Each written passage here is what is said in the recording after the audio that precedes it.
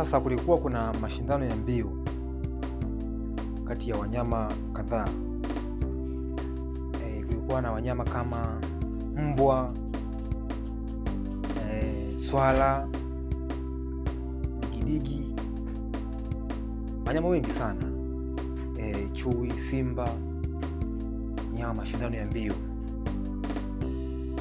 Sasa akaanza mnyama mmoja baada ya mwingine kukimbia.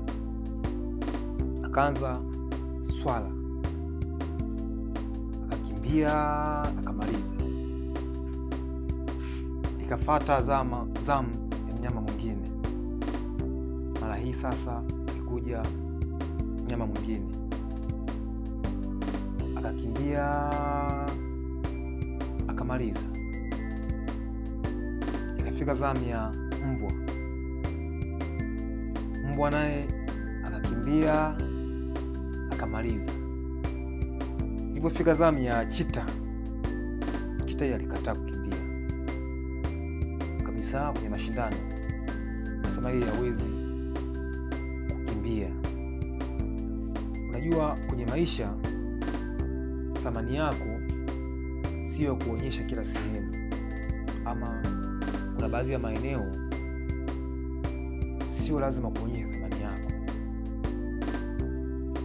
Kama una thamani fulani, hebu itunze sana, usionyeshe kila sehemu, kila mahali, kila kwa mtu. Unakuwa unaishusha, kuna namna fulani kama unaishusha. Kwa hiyo ni hivyo tu, thamani yako sio kuonyesha kila sehemu ama kwa kila mtu, kwa sababu chita alisema ya kwamba yeye hata bila mashindano yeye kukimbia anajua, yaani hata pasipo kuwepo na mashindano yeye anakimbia anajua. Kwa hiyo kwa sababu thamani yako unaijua, ni thamani yako tu, hata iwaje wawepo na mashindano pasiwepo, hiyo ni thamani yako.